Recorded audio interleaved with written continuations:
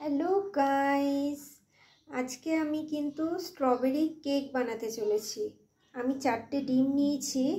স্ট্রবেরিটাকে আমি একটুখানি মিক্সিতে পেস্ট করে নিয়েছি। ময়দা নিয়েছি 1 বাটি। সেম পরিমাণ বাটিতে আমি চিনি গুঁড়ো করে নিয়েছি, পাউডার সুগার। আমি কিছুটা স্ট্রবেরি স্লাইস করে নিয়েছি ডেকোরেট করার জন্য। অয়েল নিয়েছি 1 কাপ মতো। আমি এই পাত্রটায় বসাবো স্ট্রবেরি কেকটাকে ওভেনে, আর আমি এটা দিয়ে ব্লেন্ড করব। এটা আমার ব্লেন্ডার আর এটা আমার মিক্সি জার। মানে এই বাটিটাতে আমি পুরো সমস্ত ইনগ্রেডিয়েন্টসগুলোকে মিক্স করব। তোমরা পুরো ভিডিওটা দেখো। আমি প্রথমে এগের সঙ্গে চিনিটাকে ভালো করে মিশিয়ে নিচ্ছি ব্লেন্ডার দিয়ে। আমি কেকের মধ্যে কেক বানানোর জন্য অলরেডি চিনি দিয়ে দিয়েছি, পাউডার সুগার, ডিম আর অয়েলটাকে ভালো করে মিক্স করে নিচ্ছি। এবার এর মধ্যে স্ট্রবেরি পিউরিটা আমি অ্যাড করে নিচ্ছি, ভালো করে মিশিয়ে নেব। গাইস দেখো আমার কালারটা কি সুন্দর এসছে কেকের। এটা আরও বেটার হবে, আরও বেশিক্ষণ এটাকে ফেটাতে হবে। এবার আমি অল্প করে করে ময়দা অ্যাড করব আর এটা ভালো করে মিশিয়ে নেব।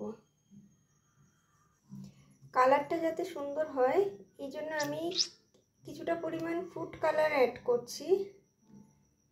এবার এটাকে ভালো করে একটু মিশিয়ে নেব। গাইস দেখো আমার কেকের কালারটা কতটা সুন্দর এসছে।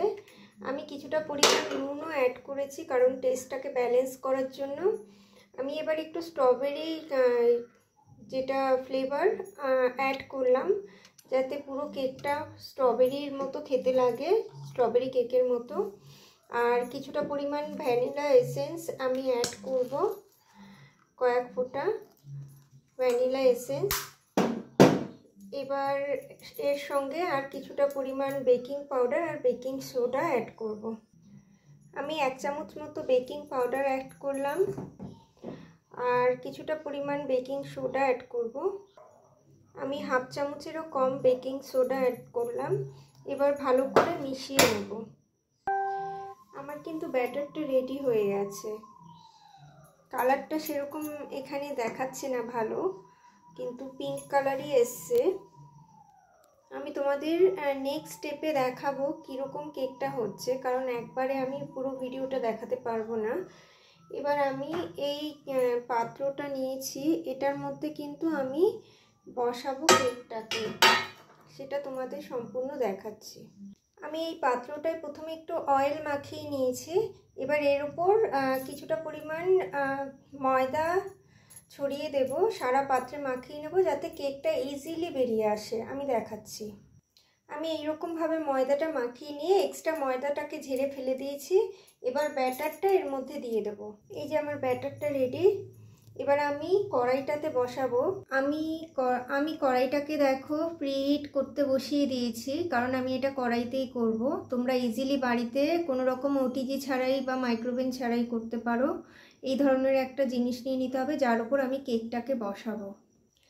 আমি স্ট্রবেরি স্লাইসটা দিয়ে কেকটাকে এইরকমভাবে ডেকোরেট করে নিয়েছি, কারণ আমি ক্রিম কেকটা বানাবো না আজকে নর্মাল কেক বানাচ্ছি, স্ট্রবেরি কেক। এটা এগ দিয়ে বানাচ্ছি, তো এটা এগলেস হচ্ছে না, উইথ এগ। তো আমি এই ওভেনটার মধ্যে এবার কড়াইতে বসিয়ে দেবো। কড়াইটা প্রিহিট করতে বসিয়ে দিয়েছি। এবার আমি কেকটাকে বসিয়ে দেবো। তোমাদের নেক্সট স্টেপে দেখাচ্ছি কেকটা কীরকম ফুলছে। Thank you for watching guys.